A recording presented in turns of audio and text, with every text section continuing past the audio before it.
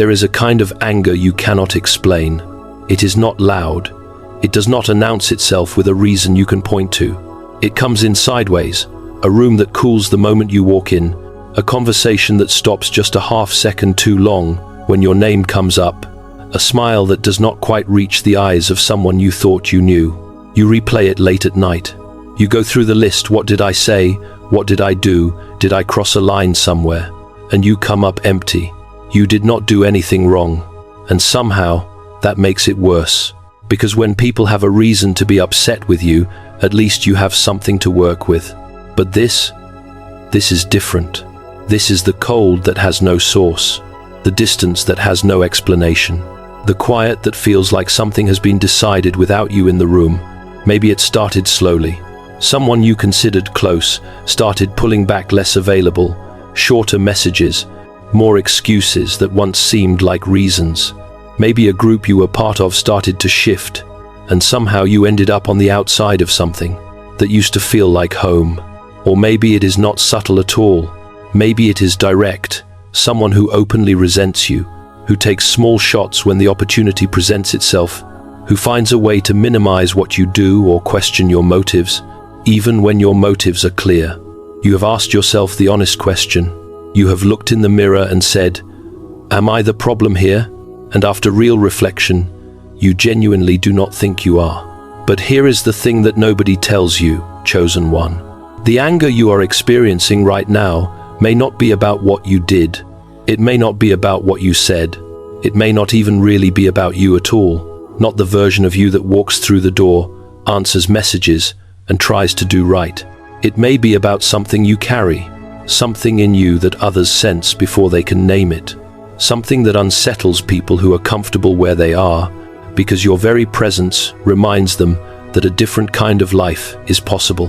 Stay with me, because before this is over, you are going to understand something about the anger around you that is going to completely change the way you see it. And the first thing I want you to understand is this. You are not imagining it. You are not being dramatic. What you sensed in that room, in that conversation, in that relationship, it was real. And the fact that it is real means it is worth understanding. What if the thing that makes people most uncomfortable about you is not your weakness, but your assignment? Hold that question. We are going to need it. Picture this moment. Friday night, 10:45 p.m. The house is quiet. Everyone else has moved on to whatever Friday nights are for. And you are sitting there, not sad, exactly, but not okay either. Scrolling back through a conversation that ended a little too cleanly. Not a fight, just a close. The kind of close that happens when someone has made a decision about you and does not plan to explain it. You put your phone face down. You look at the ceiling for a moment. And then you think again, what did I miss? That question has been living in you for weeks now, maybe longer. And the answer you keep arriving at is nothing. You did not miss anything. You were present. You were honest. You were trying. But here is the thing about that question. The reason it keeps returning is not because you are guilty. It returns because something in you knows that the equation does not add up. Good people do not just drift away for no reason. Rooms do not go cold without a cause. And the cause you keep reaching for, the one that fits, is still missing. What if the reason is not in what you did? What if it is in what you are becoming? There was a young man in the ancient world who had a coat. You probably know the story, but I want you to slow down with me for a moment, because the version you learned in Sunday school may have glossed over the part that matters most for you right now. Joseph's brothers did not hate him because of a coat. The coat was just the thing they could see, the thing they could point to, the thing they could tear off and cover with blood and carry home to a father. But the coat was never really about the coat. The text says something remarkable. It says his brothers hated him because their father loved him, because he had dreams, because the dreams made sense, because when Joseph described his vision, the sun and moon and stars bowing down, the sheaves of grain gathering toward him, something in them knew, somehow, that he was not making it up. And that knowing is the most dangerous thing in any room, because when someone around you carries something genuine, something that cannot be faked or bought or imitated, something that was placed inside them before they had a word for it. The people who are not ready to accept it do not respond with applause. They respond with distance, with resentment, with the slow, quiet work of minimizing. C.S. Lewis, the Oxford scholar who spent his life asking the hardest questions faith can offer, once wrote something that I think belongs in this moment. He wrote, "Hardships often prepare ordinary people for an extraordinary destiny." Let me say that again. Hardships often prepare ordinary people for an extraordinary destiny. Lewis was not writing from a comfortable chair, untouched by pain. He was writing from the center of it. He had lost his mother as a child. He had watched the people he loved suffer. He understood what it meant to be in a season that felt more like damage than preparation. And still, he arrived at this. The hardship is not the interruption of the story. The hardship is the story. Joseph did not know that the pit his brothers threw him into was going to become the classroom for everything God needed him to learn. Before he could be trusted with what was coming, he did not know. He only felt the dark, the stone walls, the sound of his brothers eating their meal above. He only felt betrayed by people who should have celebrated him. And chosen one, does that sound like anyone you know? Not the stone pit, perhaps, but the slow betrayal. The people who were supposed to be in your corner, who somehow became the ones making it hardest to move forward. The ones who took something precious and covered it with their own narrative. I am not asking you to carry bitterness toward them. That is not where we are going. But I am asking you to stay here for a moment, in the honesty of this, and recognize that you are not the first person to have been thrown into a situation you did not create, by people who could not handle what you carry. Joseph knew this feeling, long before the palace, long before Pharaoh's ring on his finger, long before the storehouses were full and the nations were coming to him for bread. He knew the silence of a pit. He knew the confusion of a betrayal that had no logical explanation. He knew what it was to love people who did not love him back the way he deserved. And I need you to know something. The way the story ended for Joseph has nothing to do with luck. It has everything to do with what he did in the dark, when no one was watching and no one was clapping. That is the invitation I want to leave with you here, before we go deeper, because we are about to look at something that will completely change how you understand the anger and jealousy aimed at you. And it starts with a question not about them, but about what you are carrying. Here is the thing that took me a long time to understand, and maybe it will take you a moment too. Jealousy is not really about the person being envied. Jealousy is about what the envious person sees, and more importantly, what it makes them feel about themselves. When someone is genuinely content with their life, with their path, with what they are carrying, and where they are going, they do not feel threatened by your progress. They celebrate it. They sit across from you and say, "That is incredible, tell me more." Jealousy only activates when someone sees in you something they believe they should have, something they were meant for, something they sense is real and significant and worth having, and they cannot figure out why it landed in you, not them. This is the part that will sting before it comforts. Are you ready?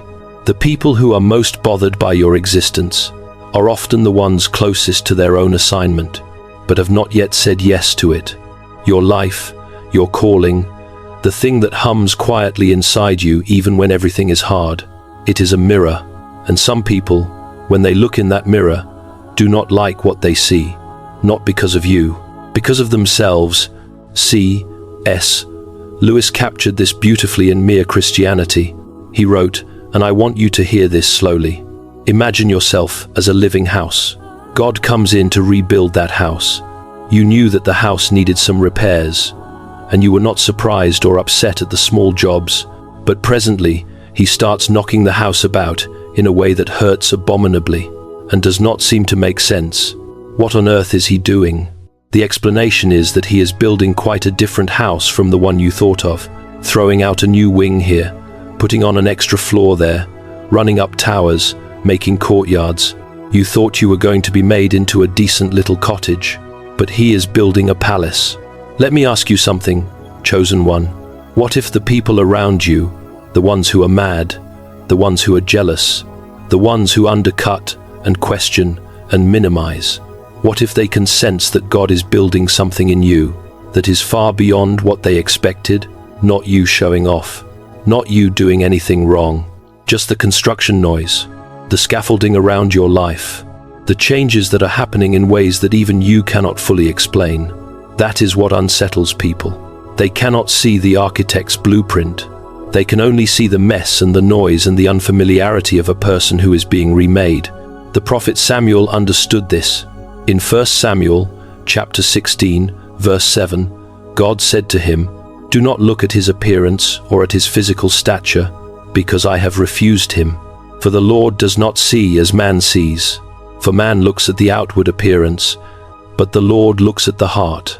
The people who are mad at you can only see the outside. And from the outside, what they see is someone who does not fit neatly, someone who cannot be categorized the way they want to categorize you, someone who keeps being something they did not authorize. And that, chosen one, is not your problem. That is their unfinished conversation with God. Before we go further, if any of what I am saying is speaking to something real inside you, I want you to pause right now and type the words, "I am chosen," in the comments below. Because right now, there are thousands of people listening to these words alongside you, people who are in the same room of confusion and misplacement. And your words might be the thing that tells someone else tonight, "I am not alone in this. We are not done." Because I want to show you not just what their reaction means, but what God intends to do through it. Stay with me, because what comes next is the part that changes everything. Let me paint it more concretely. Think about the last time something good happened for you. A quiet good, not a public announcement, not something you broadcast.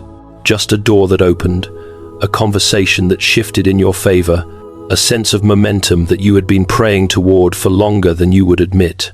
And then, think about how the people closest to you responded. Some of them, the ones who love you cleanly, they lit up. They asked questions. They sat with you in it. But then, there were the others. The ones whose response was a little too flat, a little too brief, who moved past your good news quickly, as though spending too long on it might cost them something. You noticed. You always notice. And then you felt guilty for noticing, because maybe you were reading too much into it. Maybe you were being uncharitable. Maybe this was your own insecurity talking. But here is what I want you to consider. Chosen one, what if you were not reading too much into it? What if your discernment was working correctly? The same spirit that placed the calling inside you also gave you the capacity to recognize when the spirit of a room has shifted in your direction. You are not paranoid. You are perceptive. And perception in a person who carries something real is not a liability. It is part of the equipment. The question is not whether your perception is accurate. The question is what you do with it. And the answer is not bitterness. The answer is clarity. Clarity about what you carry. Clarity about why it unsettles certain rooms. Clarity about the fact that you do not need those rooms to be comfortable with you in order for you to keep walking. God does not remove opposition from the lives of the people He has called. He uses it. That is not a comfortable sentence. I know. It would be so much easier if the story went like this. God calls you. God blesses you. God protects you from everyone who does not understand you. And the path is smooth, and the people are kind, and the journey is quiet and warm. But that is not the story. That has never been the story. And if you look at every person in Scripture who carried something real, every person who was given a calling that mattered, a purpose that was larger than their comfort, the path runs directly through the thing they would not have chosen, through the misunderstanding of the people closest to them, through the betrayal they did not see coming, through the season of opposition that felt less like training and more like punishment. But here is what I need you to sit with. The pit Joseph was thrown into was not outside God's plan. It was inside it. The brothers who sold him into slavery in Egypt, they were not a detour from the story. They were the vehicle. Because if Joseph's brothers had celebrated him the way his father did, if they had affirmed his dreams and sent him off with blessing, he would have stayed home. He would have grown up in the comfort of his father's house, content and loved and unchanged. And there would have been no Egypt, no Potiphar's house, no prison where he learned to interpret dreams, no Pharaoh's court, no storehouses full of grain, no moment where the same brothers who threw him into a pit came to him hungry and he had the power and the wisdom to save them. The opposition was the mechanism. The anger of his brothers was the engine. Jesus said it plainly. In the book of John, chapter 15, verses 18 and 19, "If the world hates you, you know that it hated me before it hated you. If you were of the world would love its own. Yet because you are not of the world, but I chose you out of the world, therefore the world hates you." This is not a verse about victimhood. This is a verse about distinction. If the world were comfortable with everything you are, if everyone in your life simply nodded along with your presence, if no one reacted with discomfort to the things you are moving toward, it might be worth asking the question, do I belong entirely to this? Because the thing that sets apart the chosen one is precisely that they do not fit seamlessly into every room. They carry something that does not negotiate, something that does not dim itself to match the brightness of the people around it. Every attack aimed at you, if you let it, can become a teacher. Every person who underestimates you can show you something you needed to see. Every door that closes, every relationship that pulls back, every moment of being excluded from something you thought you were part of, each one is shaping you for something you have not arrived at yet. The pit was not the end of Joseph's story. It was the beginning of the chapter God actually needed him ready for. Chosen one, the opposition around you right now, it is not the end of your chapter either. It is the beginning of the next one. I want to tell you something that the world will never celebrate. Being chosen means being set apart.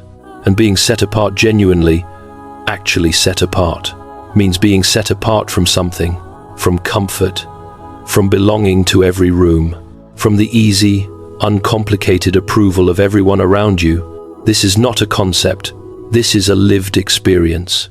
There is a particular loneliness that comes with being called. It is not the loneliness of not having people around you.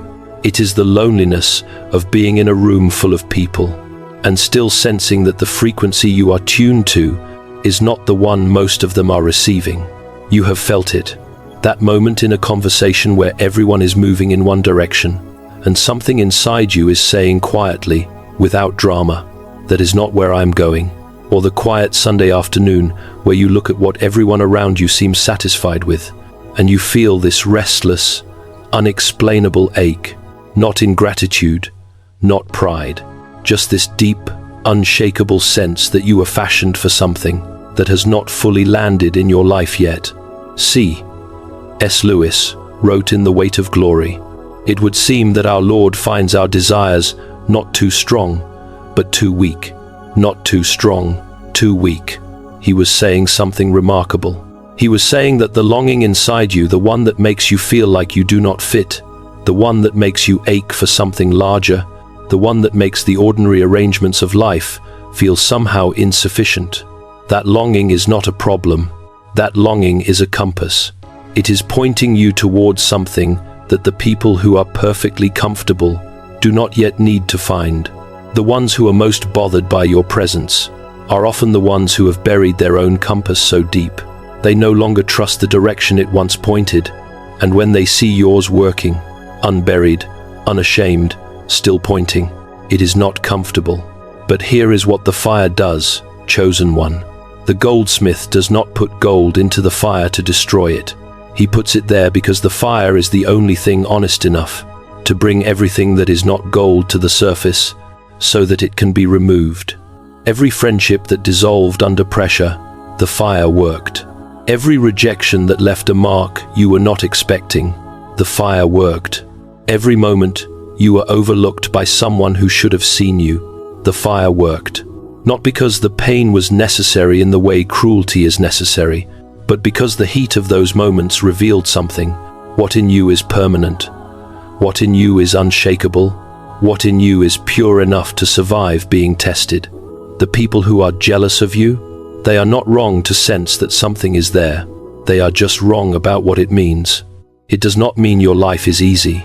It does not mean you have figured it out.